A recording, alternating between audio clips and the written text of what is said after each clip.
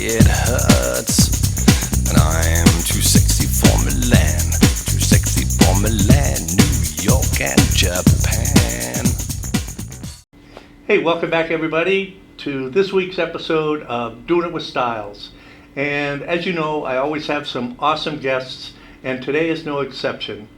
Now, in the spirit of transparency, I have to tell you that my guest and I have been friends for a number of years, huh? We have. And longtime viewers may remember her from one of my other shows back, 3, 4, 5 years ago. I Whoa, think it's been longer than that. that. Yeah, I think it's been 7 or 8. Wow, time Yeah. flies when you're having That's fun. weird. Anyway, welcome everybody to Serena Denmark, who is the founder and the head person of, I want to make sure I get this right, Deeply Satisfying Relationships. Yes. So what exactly is, I mean, I know what deeply satisfying relationships are, but what is this all about? So what this is all about is, I'm really, it's for men and women, but since I'm a woman, Sure. that's been my journey. Most people, their personal relationships, I don't think that many people could call it deeply satisfying. Right. So there's many factors for that, but we're not really taught how to have a relationship. We're taught our ABCs, how to do math, how to get a If we're job, lucky. right? But nobody has the skill set themselves to share the wisdom of how to have an authentic, mutually respectful, mutually supportive, loving relationship. We just don't have those tools, and as a result, most people are floundering and kind of dealing with it, Do you think that might be because of the media and marketing and entertainment and movies and books and and fairy tales, and because we are led to believe that there's that perfect person out there for you and this is the way it's going to be, and I it think never that's seems to be certainly that a way. factor. That's certainly a factor. I think it goes a lot deeper than that. So I Okay. think the way relationships tap into the intelligence of the unconscious mind. So all learning, the book learning, the career learning, that's logical left brain conscious mind Right. intelligence.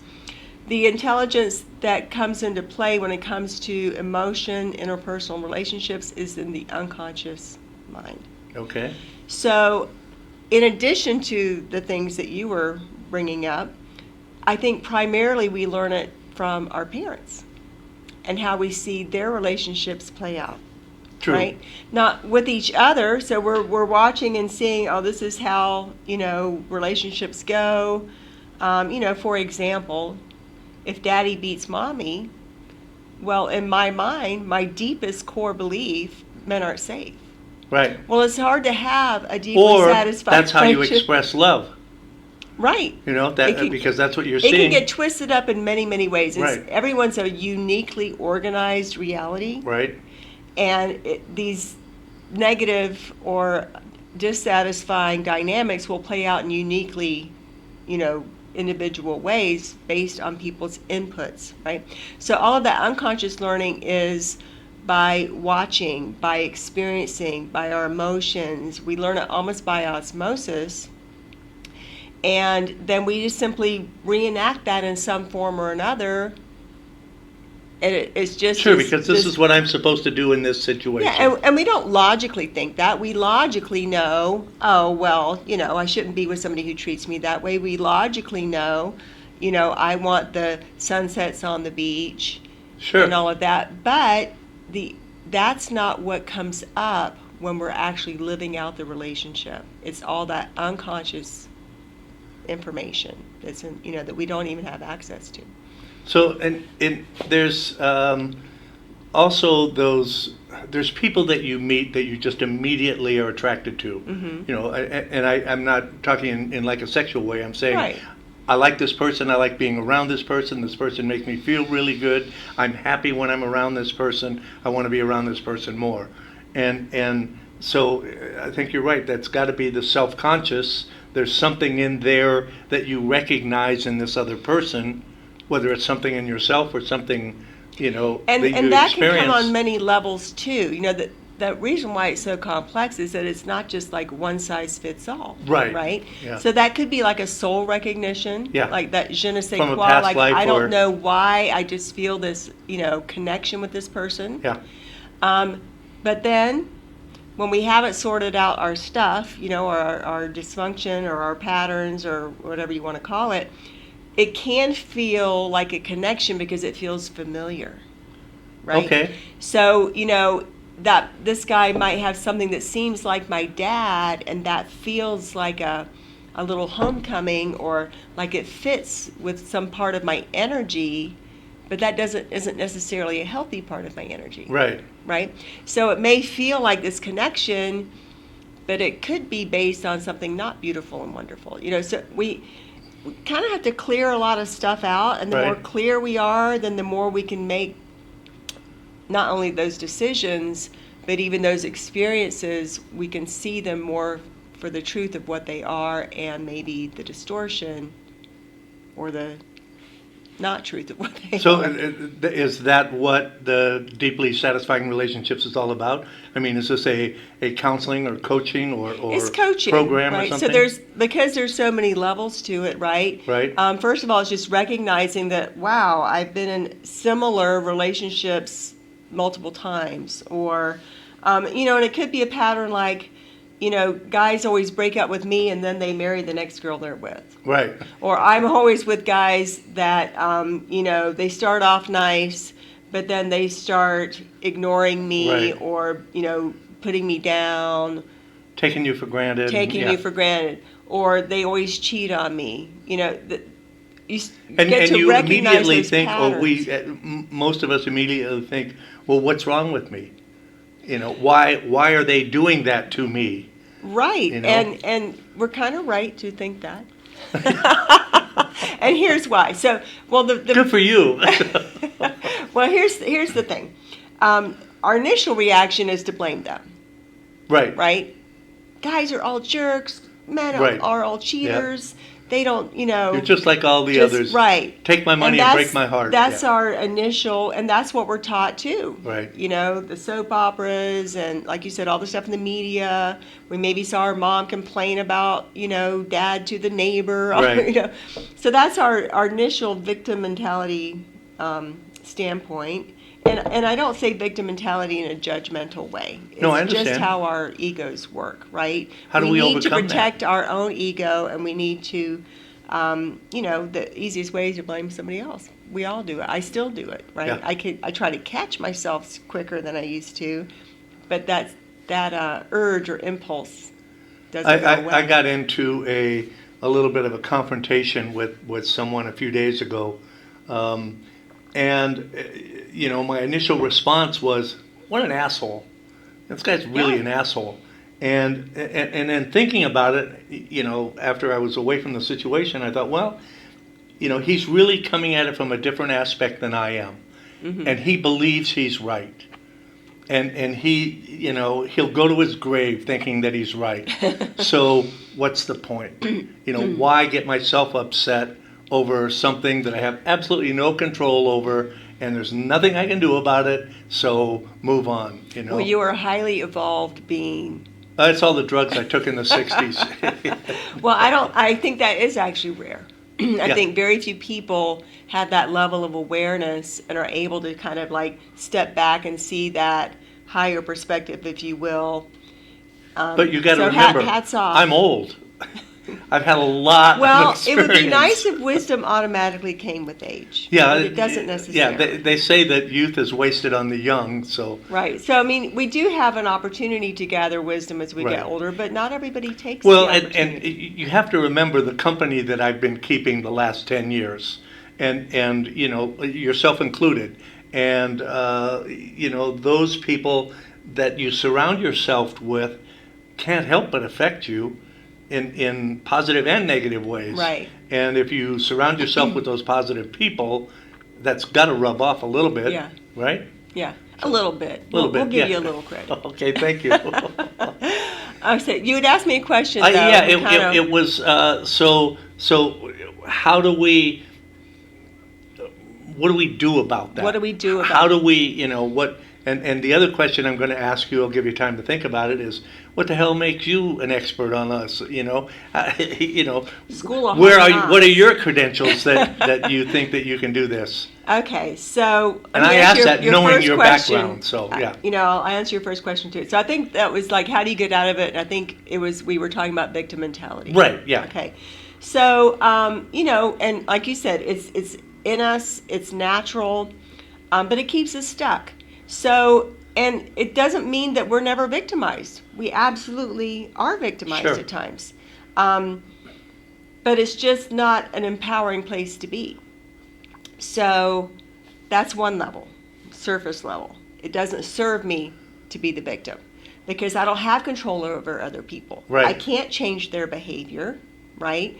So the only person I can change is me. Gotcha. So I can make a decision to leave, to set a boundary, to not to speak my truth, right? Those are choices that I have. So first of all, it's changing my thinking like you did, right? Just seeing it from a higher perspective and not wasting my energy and life force energy on being upset, The second one is actually, what action can I take, or do I need to take that would empower and serve and honor myself? Those are two levels. Third level is recognizing, this is getting a little bit esoteric and metaphysical, a little bit. Well, you're in the right But place. it's really subconscious, okay? So we have those experiences in childhood, right? We all have them. Some people have it a lot worse than others.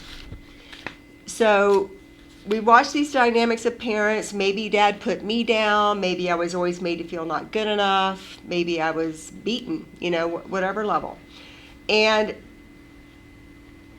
our conscious mind really likes words, right? And we like to be able to explain things and be logical. The unconscious mind stores information not as word files. The unconscious mind stores information as movies and picture files. Okay.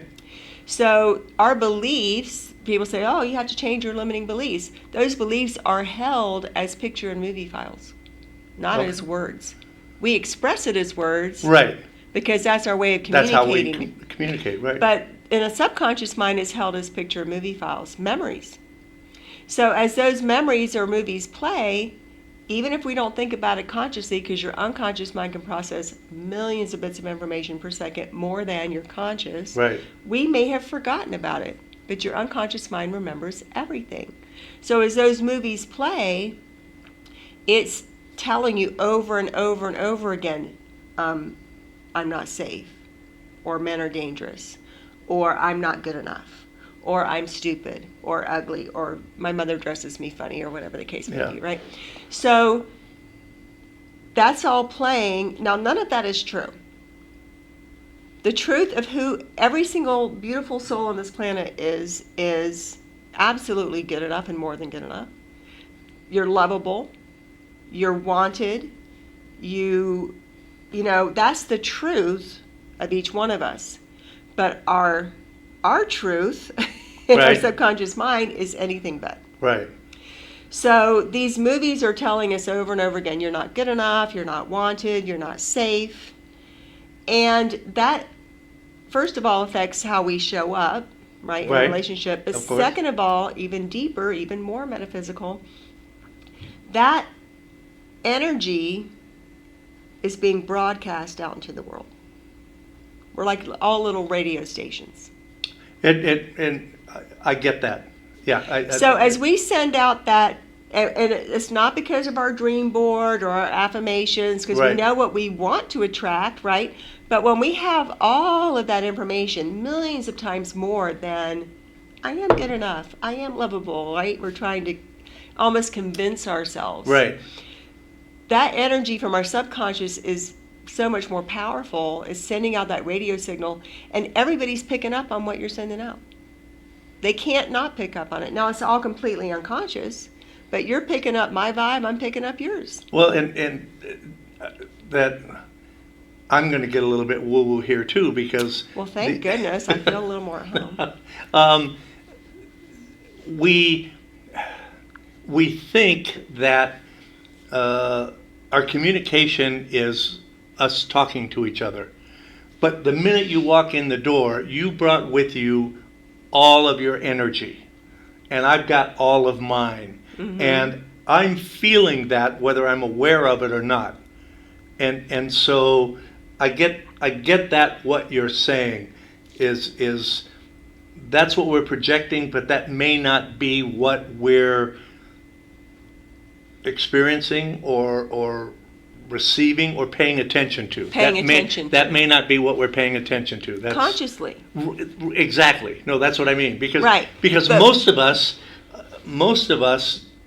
don't spend any or any real conscious time in our subconscious. I like that. No, I that's the only way I can explain it is Mm-hmm. is we don't. I mean, I know what's going on back there. You do too, all the time, every day. No, I mean, there's something. But how many times or how often do you just kind of like sit down and pay attention to it? Mm-hmm. Like meditation. Mm-hmm. That's what meditation is really all about, I think. So. Okay, well, we'll get into Yeah, that in a moment. I mean, but let me just finish this thread. I'm sorry, please. Oh, no, Yeah. that was a great description and exactly just in different words what I was saying so people can get it from 2 points of view.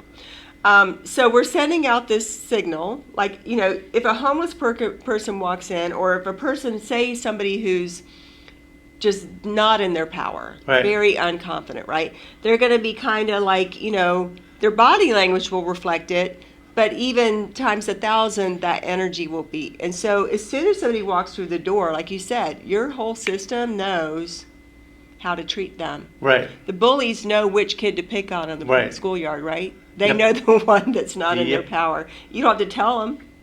They pick up on it. So we're sending out this signal telling people how to treat us. So maybe my boyfriend treated his last 3 girlfriends okay. But he's picking up on something in me that I'm unworthy, that I'm undeserving, that right. I don't like myself. And he will start to reflect that back to me. And he doesn't know why, and I don't know why, but it's happening. And it could be a power thing on his part. It could be, but it's subconscious. Yes, right. It's all power struggles, but right. it's subconscious. Sure. So we will attract, so in a room full of 1,000 people, an abuser and a victim will just be like, doot, doot, doot, doot, doot, doot, homing beacons find each other. Right. So we're picking it up, we're sending it out, we don't know we're doing it.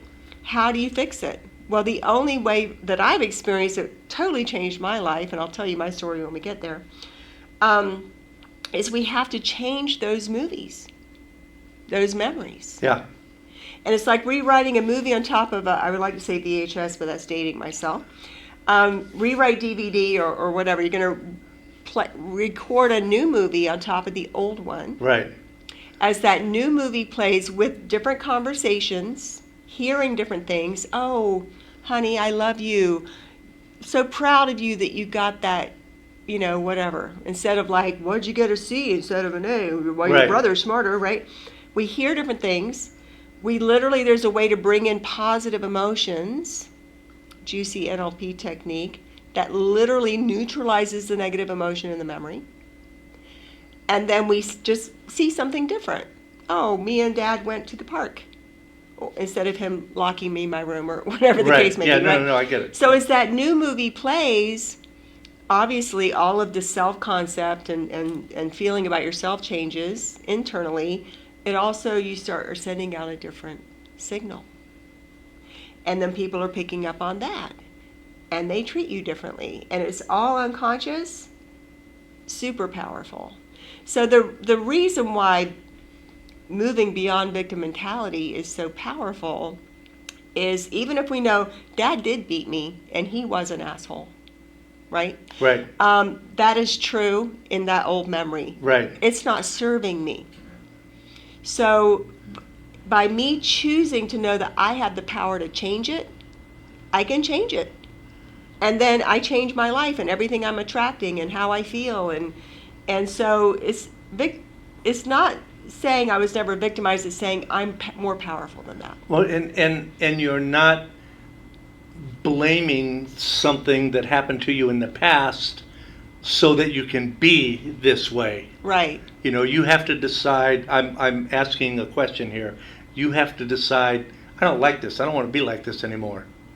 Absolutely. And Or, that's or the I don't first want to step. experience things like this anymore. However you come at it, Yes. you have to come to that yourself first, right? Absolutely. Okay. You know, and so the tools are, you know, I say they're magical because they're so powerful and effective so fast. But, you know, I can't make somebody come want to work with me. I can't make somebody go, you know, I'm tired of this. I'm ready to Right. take, you know, Yeah. to make a new decision, to step into my power, to do whatever it takes to change it. Only they can make that decision. Right. And so sometimes, you know, I heard this expression years ago and I thought it was very poignant. It goes, you'll leave when you've suffered enough. That makes sense. And we will change Yeah. when we've suffered enough, you know. So, and you know, I know that expression, you have to wait till you get to your bottom, and it doesn't have to be some dramatic bottom. It just Right. has to be the wake up and go, I don't want to live this way anymore. Yeah. This sucks. I'm stop doing it. Yeah. Yeah. And if people don't choose that, we get to just honor that they're not ready or they don't want to. So You know? then my question is, one of the questions is, so you are here to help people reach that, and what steps they need to go through to get there. Absolutely. And yes. that brings me back to my original question. How are you qualified to do that? Okay. So, it all started. So I am my avatar. You know, in marketing they say your avatar is Right. the person that you're. So, my old self is my avatar. So I want to help women who are, you know, smart and maybe well educated, or at least they're professionals and have a career, and they're hardworking, they're dedicated, but their relationships are not what they want them to be. And I was that person. So before I got into this work, I was a nurse. Weren't you one of the crew members for the Mercy Flight I was a flight nurse. for about 10 or 15 years, weren't you? That was 13 years, and I was emergency room for 12 before that. Wow. Okay. Yeah. So, and nursing's hard, so hats off to any nurses out there. We appreciate you. Oh, hell yes. Yeah.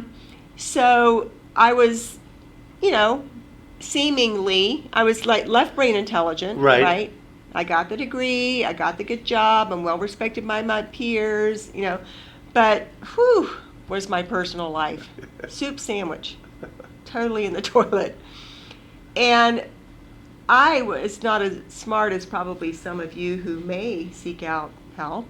So it's very typical for nurses, and I think other very strong, intelligent, hardworking women, because we're not taught about relationships. We think that those qualities which work in career, that should be enough to make my romantic life work, Right. right? But it's a different kind of intelligence. It's a different part of the mind. So it just doesn't equate. It's like IQ doesn't equate to relationship satisfaction. Emotional IQ. Emotional IQ. Yeah. You know, they're two different things. So I really was still caught up in this rescuer mode. Very typical of nurses. Of course, there's always exceptions to the rule, but it's not uncommon because you're helping save people, you're Makes the perfect caretaker, sense. and then that transfers over to their personal life, and they're the caretaker of I'm their going to mate. save this guy. You know, he just needs the love of a beautiful woman. So, and we're well-meaning, our heart's in it, we're giving it all we got, and we're not getting much back in return. And I'm not even judging the men. They have their Sure. own Right. stuff that they were raised with. And I think that's an important point, is we really can't blame the other person because they got the same issues we do from their perspective, Exactly. right? Yeah, I mean, they had parents that had dynamics, and Yeah. they got maybe beat up on the playground. You know, they got their own stuff. Hell, it's amazing any of us get along at all. It's a miracle. So I was still, though, consciously, so my son started having issues. He was about 9 or 10 at the time. He started having like panic attacks, pretty dramatic. And as a nurse, I knew I didn't want to put him on medication because I'd seen kind of the downward spiral of Exactly. that. So I started looking outside the box, looking for answers for him. Okay, I was still going to be the rescue. It's your child; you have to rescue. You your have child. to. But that was my mindset, totally focused on him. So I took this class, NLP and hypnosis class. And NLP is neuro-linguistic programming. Yeah. My way of explaining it is it's like awake hypnosis, but really I think it's just speaking the language of the unconscious. So when I was saying that your unconscious mind holds things as pictures and movies, Right. it's speaking to the unconscious mind by changing the pictures, changing the emotion, the language it understands, Right. not words and logic. Okay, that's my definition of NLP. So I get to this class. It was a planes, trains, and automobiles experience. Had to fly to Seattle, take a bus, take a ferry, San Juan Islands. I turned into the glass guinea pig. Apparently, it had escaped my attention or my notice that I was completely messed up. So, but for whatever reason, I didn't have the.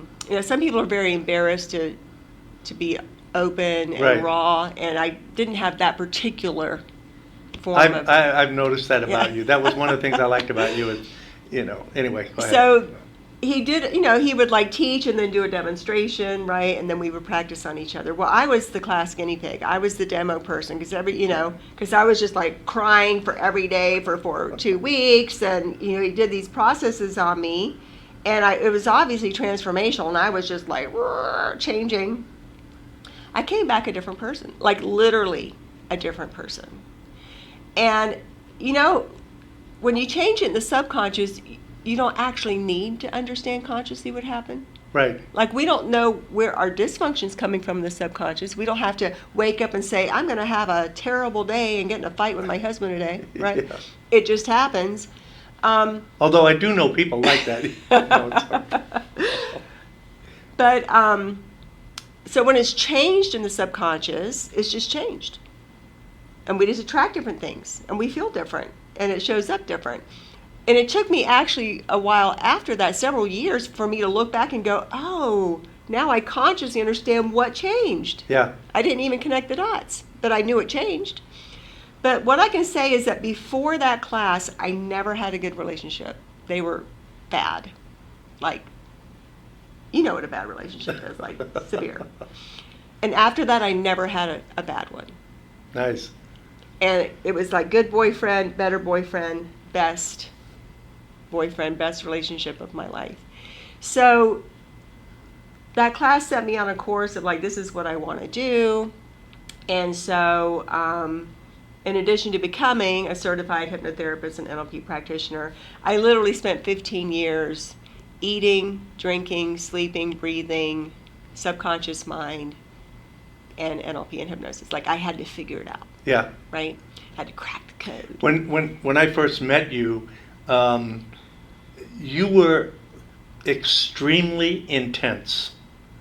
and I don't mean that in a negative way.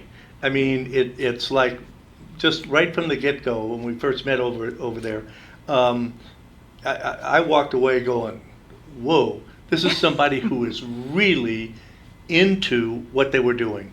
I mean, it wasn't, you weren't doing it, my opinion was, you weren't doing it because you were going to make a lot of money, because you were going to be famous. You literally, I got the feeling, and getting to know you, I found that was true, that you were really there because you had a desire to help other people get to where you were. And I've always admired that about you. So. Thank you. And so I agree with you. And I think, but on, not the selfish, but just on the more personal level, it was like I couldn't not do it. Yeah, but no, I get that. It's like, okay, I know this. Now, I can't just sit here and not share this. Right. Yeah. Not everybody's going to get it, but I need to be able to be here with this information for those people that are ready for it. Right? Right, absolutely. Yeah. And, I consider myself extremely fortunate because I found my passion. Yeah. And I know some people, that's one of their, issues is like they don't know what their purpose is, they don't know what their passion is. And I just, since I found it, I was like, that's it. Yeah. Like, and it wasn't even like only about, yes, the intention was to learn it and help others, but it was like also like I needed to learn it for myself. Like I need to understand this. That's what this is for me. Yeah. I mean, it took me a number of years, but I have never been happier in my life doing what I'm doing than this last 10, 11 years. And it's I look forward every day into getting up and coming in here and doing what I'm doing. And it's I'm not doing it for everybody else. Mm-hmm. I'm actually doing it for me, and it's just the people that I get to meet. And it really shows that you love what you do, and it's good. joy to see someone else in their passion, because we see so many people. But isn't that like a when you see somebody else that's in that space, you're just going like, yeah, Yeah. And I there's a woman that I see that jogs pretty much every morning when I'm coming into the studio, and so I've been seeing her almost every morning for about a year. And when she first started jogging, I know she had to weigh 300 pounds. And I see her every morning, and every morning I see her, and I thought, good for you, And now I see her, and you can see the transformation. Wow. And the dedication, and for whatever reason that she's doing it, there's something inside her that's going, come on, we can do it. Let's, one more day, let's do this.